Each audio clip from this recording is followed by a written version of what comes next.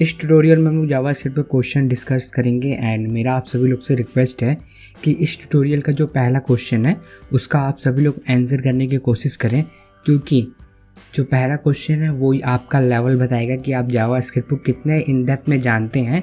अगर आप इस क्वेश्चन का आंसर कर लेते हैं तो आपको इस वीडियो को आगे देखने की कोई ज़रूरत नहीं है, बट अगर आप इस क्वेश्चन का आंसर नहीं कर पाते हैं तो मेरी आप सभी लोग से रिक्वेस्ट है कि आप इस वीडियो को एंड तक देखें। तो चलते हैं अपने सबसे पहले क्वेश्चन पे। ये क्वेश्चन है और आपको इसका आंसर बताना है कि इसका आंसर क्या होगा। यहाँ console.log में क्या प्रिंट होगा, डायमीटर 1 में क्या प्रिंट होगा एंड डायमीटर 2 में क्या प्रिंट होगा। तो देखो होगा क्या कि जो पहला डायमीटर है उसमें 20 प्रिंट होगा एंड जो दूसरा डायमीटर है उसमें NaN मिलेगा। अब यहाँ पे सोचने वाली बात यह है कि जो दोनों फंक्शन हैं वो एकदम आइडेंटिकल हैं, तो भी आउटपुट में डिफरेंस क्यों आ रहा है। तो इसके पीछे जो रीज़न है, अगर मैं आपको रीज़न की बात करूं तो इसके पीछे जो मेन रीज़न है वो ये है कि आप देख सकते हैं कि जो डायमीटर 2 है वो एक एरो फंक्शन है एंड जो डायमीटर 1 है वो एक रेगुलर फंक्शन है जो कि हम लोग जनरली यूज़ करते हैं। तो इन रेगुलर फंक्शन जो दिस कीवर्ड होता है वो रिप्रेजेंट करता है ऑब्जेक्ट को जिसमें वो कॉल हुआ है, बट जो आपका एक एरो फंक्शन होता है उसमें जो दिस कीवर्ड होता है वो रेफर करता है किसमें वो डिफाइन किया गया है। आप यहाँ देख सकते हैं कि जो एरो फंक्शन है ये डिफाइन किया गया है डायमीटर 2 में। तो डायमीटर 2 में हमारे पास कोई भी रेडियस नाम का वेरिएबल नहीं है, हमारे पास शेप के अंदर है रेडियस, ठीक है। तो इसलिए आपको यहाँ पे NaN मिल रहा है। बट अगर हम डायमीटर 1 में चलते हैं तो डायमीटर 1 कॉल किसको कर रहा है, शेप को। तो अब जो दिस है, जो डायमीटर 1 का दिस है वो इस शेप से कनेक्टेड है, तो इसको क्या होगा, रेडियस नाम का वेरिएबल मिल जाएगा, इसलिए यहाँ पे आपको 20 मिल रहा है। तो आई होप आपको समझ में आया हो। अगर आपने इस क्वेश्चन का आंसर कर लिया था तो मुझे कमेंट सेक्शन में आप बता सकते हैं। अगर आपने नहीं किया तब भी कोई बात नहीं। इस क्वेश्चन का जो लेवल था वो 3 आउट ऑफ 5, मतलब बहुत ही हार्ड नहीं था, एक मॉडरेट लेवल का था, क्योंकि इसमें आपको बस कॉन्सेप्ट पता होना चाहिए, इसमें कोई लॉजिक नहीं है, तो इसलिए बहुत ही हार्ड क्वेश्चन नहीं था। एंड इसके बाद जो भी क्वेश्चन होंगे वो इसी लेवल के होंगे, मे भी कुछ इससे हार्ड हो, बट ज़्यादातर इससे लो लेवल के ही होंगे। तो हम लोग आगे बढ़ते हैं एंड हम बढ़ते अपने नेक्स्ट क्वेश्चन पे। तो ये बहुत ही सिंपल क्वेश्चन है एंड आई होप आप में से मैक्सिमम लोग इसका आंसर कर पाएंगे। तो आप लोग को इसका आंसर बताना कि अगर x में 10 एक नंबर वैल्यू है एंड y में एक स्ट्रिंग है तो console.log में अगर हम लोग double equal to operator use कर रहे हैं तो इसका आउटपुट क्या आएगा। आप मुझे इसका आंसर कमेंट सेक्शन में बता सकते हैं एंड आई गेस आप में से मैक्सिमम लोगों ने राइट गेस कर लिया होगा। तो जो इसका आंसर है वो ट्रू आएगा। तो रीज़न आप सभी लोग को पता होगा कि जब हम लोग डबल इक्वल टू यूज़ करते हैं तो वो जस्ट वेरिएबल जो होता है उसकी वैल्यू मैच करता है, इसलिए दोनों में जो वैल्यू है वो 10 है, इसलिए आपको राइट आंसर है इसका जो ट्रू आएगा। अब नेक्स्ट क्वेश्चन भी सेम है, बट यहाँ पे क्या है कि हम लोग ट्रिपल इक्वल टू का यूज़ कर रहे हैं एंड अब आपको बताना है कि इसका आउटपुट क्या आएगा। तो जो इसका राइट आंसर है वो आएगा फॉल्स। अब इसमें फॉल्स क्यों आया, क्योंकि जब हम लोग ट्रिपल इक्वल टू यूज़ करते हैं तो वो उस वेरिएबल के वैल्यू तो मैच करता है, बट साथ ही साथ वो उस वेरिएबल का डेटा टाइप भी चेक करता है। फॉर एग्जांपल अगर मैं आपको दिखाऊं तो यहाँ x के ऊपर अगर मैं ओवर करूं तो x हमारा नंबर टाइप का है, बट y हमारा स्ट्रिंग टाइप का है, इसलिए यहाँ पे हमें फॉल्स मिल रहा है। आई होप आपको चीज़ें समझ में आ रही होंगी कि कैसे डबल इक्वल टू और ट्रिपल इक्वल टू वर्क करता है। तो मैं वापस से इसको कमेंट कर देता हूँ और नेक्स्ट क्वेश्चन की ओर बढ़ता हूँ। अब यहाँ पे एक फंक्शन है, उसमें सबसे पहले console.log है, चैनल का नेम है, उसके बाद console.log इस सब्सक्राइब है, उसके बाद हमने वैर के थ्रू चैनल नेम डिक्लेयर किया है, उसमें कोड भी थी हुआ है एंड इस सब्सक्राइब में लेट के थ्रू डिक्लेयर किया है, उसमें ट्रू है। तो अब आपको बताना है कि अगर हम से हाई को अगर एग्जीक्यूट करते हैं तो क्या आउटपुट आएगा। तो आप देख सकते हैं कि कैन नॉट एक्सेस इस सब्सक्राइब बिफोर इनिशियलाइजेशन। तो ये एक कॉन्सेप्ट है होशिंग का। तो होशिंग में होता क्या है कि जो भी हमारा डिक्लेरेशन होता है वो टॉप पे मूव कर जाता है, तो ड्यूरिंग द एग्जीक्यूशन ये जो हमारे ये दोनों वेरिएबल है ये ऑटोमेटिकली टॉप पे मूव कर जाएंगे। अगर मैं यहाँ लेट को रिमूव कर देता हूँ, फॉर सपोज मैंने लेट को रिमूव कर दिया, ओके, तो आप देखेंगे कि आउटपुट में कोई प्रॉब्लम नहीं है, अनडिफाइन हमें मिल रहा है, ठीक है। बट अब लेट के साथ प्रॉब्लम ये होती है कि जावास्क्रिप्ट लेट को कंसीडर तो कर लेता है कि हाँ हमारे पास इस नाम का एक वेरिएबल अवेलेबल है, बट वो उसको टेम्पोरल डेड जोन में रखता है, जिसके थ्रू आप बिना उसको इनिशियलाइज किए यूज़ नहीं कर सकते हैं। मतलब अगर आप लेट और कॉन्स्ट के थ्रू वेरिएबल डिक्लेयर किए हैं और उसको उससे पहले यूज़ कर रहे हैं तो आपको इनिशियलाइज करना ज़रूरी हो जाएगा। आप बिना इनिशियलाइज किए लेट और कॉन्स्ट के थ्रू वेरिएबल को एक्सेस नहीं कर सकते हैं। सेम चीज़ आपको यहाँ पे भी एक एरर मिल रहा है। अगर मैं इसको और सिंपल लैंग्वेज में समझाऊँ तो अगर सपोज मैं यहाँ पे लेट वेरिएबल को रिमूव कर देता हूँ तो आप देख रहे होंगे कि इस सब्सक्राइब इज़ नॉट डिफाइंड, मतलब कि जो हमारा इस सब्सक्राइब वेरिएबल है वो डिक्लेयर ही नहीं किया गया है। बट जैसे मैं डिक्लेयर करता हूँ तो यहाँ पे लिखता है कि कैन नॉट एक्सेस इस सब्सक्राइब बिफोर इनिशियलाइजेशन। आपको इनिशियलाइज करना ज़रूरी है, उसके बिना आप वेरिएबल को एक्सेस नहीं कर पाएंगे। ये बहुत ही फ्रिक्वेंटली आस्क्ड क्वेश्चन है इंटरव्यू में, क्योंकि इंटरव्यूअर आपका कॉन्सेप्ट जानना चाहता है कि आपको वाकई होस्टिंग के बारे में क्या पता है और कितना डेप्थ में आप उस चीज़ को जानते हैं। तो मैं इस क्वेश्चन को वापस कमेंट कर देता हूँ एंड आगे बढ़ते हैं फिर हम लोग। अगर आपको ये ट्यूटोरियल यूज़फुल लग रहा है तो आप इस चैनल को सब्सक्राइब कर सकते हैं, साथ ही इस वीडियो को लाइक करिए और जितने लोग से शेयर कर सकते हैं उसको शेयर करिए अपने फ्रेंड्स के साथ। तो बढ़ते अपने चौथे क्वेश्चन की ओर एंड मैं इसको यहाँ पे कमेंट आउट कर देता हूँ। एंड अब आपको आउटपुट बताना है कि जो पहला फॉर लूप है उसमें console.log में क्या प्रिंट होगा एंड जो दूसरा फॉर लूप है उसमें console.log में क्या प्रिंट होगा। सबसे पहले मैं फर्स्ट वाले को कमेंट आउट करता हूँ तो आप देखेंगे कि यहाँ पे हमें क्या मिल रहा है 333 मिल रहा है। एंड जैसे ही मैं दूसरे वाले को करूँगा तो हमें यहाँ पे 012 मिल रहा है। तो अब इसके पीछे रीज़न क्या है, हमें पता है कि जब भी हम वैर के थ्रू कोई वेरिएबल डिक्लेयर करते हैं तो जो उसका स्कोप होता है वो ग्लोबल लेवल का होता है और जो लेट और कॉन्स्ट के थ्रू करते हैं उसका ब्लॉक लेवल होता है।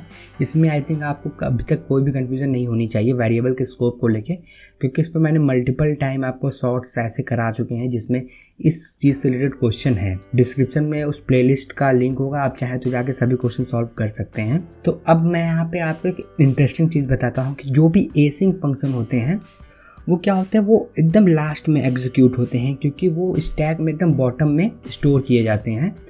स्टैक आपको पता होगा एक एग्जीक्यूशन स्टैक होता है, समझने के लिए आपको कि एक कॉन्सेप्ट बनाने के लिए कि एग्जीक्यूशन स्टैक होता है, चीज़ें उसमें पुश होती हैं, पॉप होती हैं। तो उस स्टैक में जो एसिंग फंक्शन होते हैं वो एकदम बॉटम में होते हैं, मतलब उससे लास्ट में एग्जीक्यूट होंगे।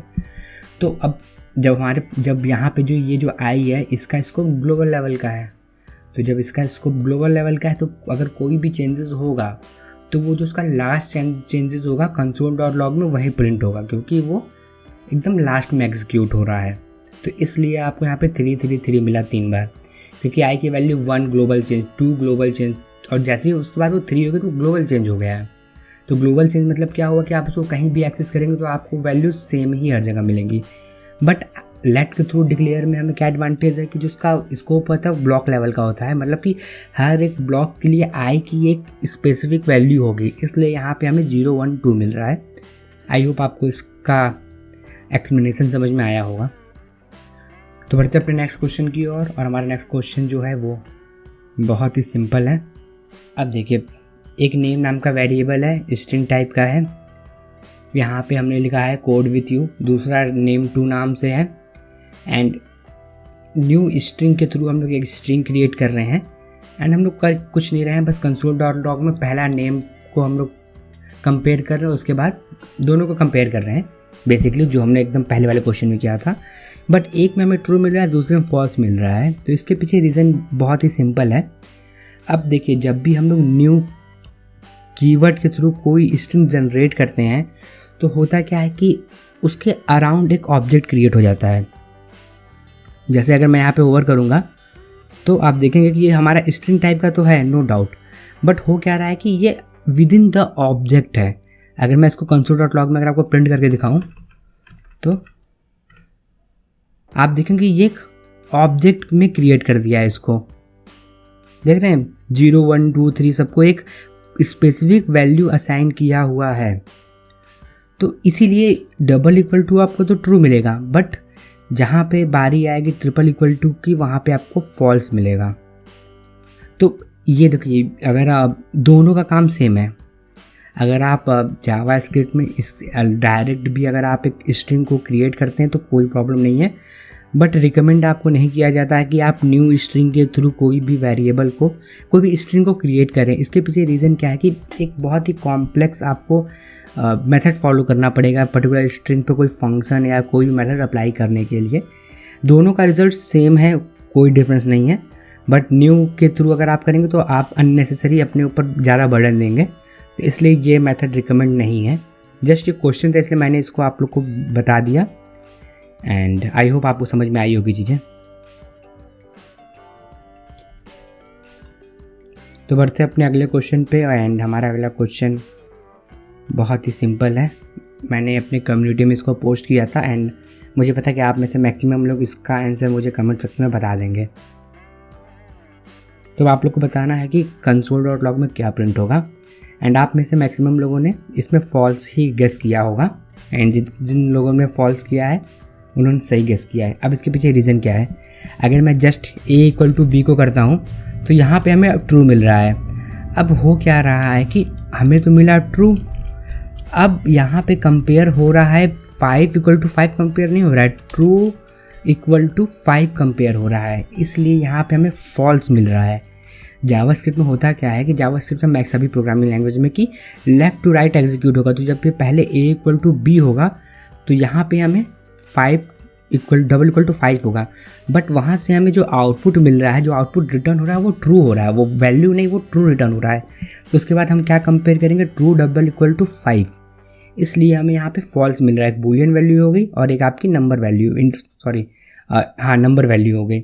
अगर मैं यहाँ पे जस्ट a को रिमूव कर दूँगा तो आप देखेंगे कि हमें ट्रू मिलेगा, क्योंकि हम 5 कर रहे हैं। आई होप आपको इसका एक्सप्लेनेशन समझ में आया होगा। एंड बढ़ते अपने अगले क्वेश्चन की ओर, एंड ये क्वेश्चन बहुत ही ईजी है, बस आप इसको ध्यान से देखिएगा, आपको पता चल जाएगा कि प्रॉब्लम क्या है। अब यहाँ पे देखिए, यहाँ पे हमें क्या है कि एक ब्लैंक ऑब्जेक्ट मिल रहा है। तो ब्लैंक ऑब्जेक्ट क्या मिल रहा है, यहाँ पे हमारा जस्ट एक स्पेलिंग मिस्टेक है। तो स्पेलिंग मिस्टेक में होगा क्या कि ये वाला जो आपका ग्रीटिंग वेरिएबल है, जो इसका स्कोप है ये ब्लॉक लेवल का रहेगा, बट जो आपका ये ग्रीटिंग है, ग्रीटिंग में ये एंड पहले हो गया, बाद में हो गया है, तो जो इसका स्कोप है, अगर आप बिना वैर लेट और कॉन्स्ट के थ्रू कोई वेरिएबल डिक्लेयर किए हैं तो जो इसका स्कोप होता है वो ग्लोबल लेवल का हो जाता है। तो ये ग्लोबल वेरिएबल डिक्लेयर हो गया, इसमें आपको कोई भी एरर नहीं मिलेगा। एंड आई होप आपको समझ में आया हो ये चीज़ कि आपको कभी भी अगर आप एक बार गलती से वेरिएबल डिक्लेयर कर देते हैं तो उसमें आपको एरर नहीं मिलेगा। इसलिए हम लोग बहुत बार रिकमेंड किया जाता है कि आप यूज़ स्ट्रिक्ट का मेथड करिए। वो एक्सीडेंटली कोई अगर ग्लोबल वेरिएबल आपसे क्रिएट हो रहा है तो वो उसको ब्लॉक करता है। एंड अब यहाँ पे एक फंक्शन है a+b, एंड मैं यहाँ पे लिख देता हूँ लेट रिजल्ट इक्वल, एंड इसके बाद अब आपको बताने console.log में क्या प्रिंट होगा। तो अगर मैं यहाँ रिज़ल्ट लिखता हूँ तो आप देखेंगे कि हमें यहाँ 12 मिल रहा है 1 तो, बट 12 क्यों मिला। आप में से मैक्सिमम लोगों को पता होगा कि अगर हम जावास्क्रिप्ट में एक स्ट्रिंग और एक नंबर पे कोई प्लस ऑपरेशन परफॉर्म करते हैं तो वो उसको ऐड करने के बजाय कॉन्केटेनेट कर देता है, मतलब कि दोनों को मर्ज कर देता है। यहाँ पे क्या कि 1 और 2 मर्ज हो जाएंगे। अगर मैं यहाँ पे आपको जस्ट यहाँ पे अगर मैं 14 लिख देता हूँ तो आप देखेंगे कि 114 हो गया, मतलब वो दोनों को मर्ज कर दिया, वो उसको ऐड नहीं किया। बट अगर मैं यहाँ नंबर पास करूँगा तो आप देखेंगे वो 15 हो गया। तो ये कोई बहुत ही हार्ड क्वेश्चन नहीं था, आप में से मैक्सिमम लोगों को इसका आंसर पता होगा। तो बढ़ते अपने अगले क्वेश्चन की ओर, एंड अब यहाँ पे आपको बताना है कि लेट नंबर = 0 है। हम लोग पहले console.log में क्या कर रहे हैं, नंबर डबल इंक्रीमेंट ऑपरेटर, उसके बाद इंक्रीमेंट नंबर ऑपरेटर, एंड उसके बाद नंबर ऑपरेटर। तो आपको इसका बताना आउटपुट क्या आएगा। तो मैं बारी बारी सबको कमेंट आउट करता हूँ। तो पहले 0 मिला, फिर 2 मिला, फिर 2 मिला। अब इसके पीछे रीज़न क्या है कि पहले नंबर हमारा ये यहाँ पे पोस्ट फिक्स हमारा इंक्रीमेंट ऑपरेटर यूज़ हुआ है, मतलब कि जो आपका नंबर है वो प्रिंट हो जाएगा, उसके बाद आपका एक्शन परफॉर्म होगा। तो यहाँ पे नंबर हमारा प्रिंट हो गया, एंड उसके बाद एक्शन परफॉर्म हुआ तो वैल्यू 1 हो गई। प्रिंट होने के बाद हमारी वैल्यू 1 हो गई, बट यहाँ हम लोग प्रीफिक्स ऑपरेटर यूज़ किए हैं। तो यहाँ पे नंबर प्रिंट होने से पहले ही एक्शन परफॉर्म होगा, तो जो आपका 1 था वो 2 हो गया, तो इसलिए यहाँ पे आपको 2 मिल रहा है। बट जो हमारा तीसरी लाइन है वहाँ पे कोई भी इंक्रीमेंट या कोई भी प्री और पोस्ट फिक्स ऑपरेटर नहीं यूज़ हुआ है, तो यहाँ पे आपको जो प्रीवियस वैल्यू थी वो सेम यहाँ 2 मिल जाएगी। इसलिए यहाँ पे आपको 0 2 2 मिल रहा है।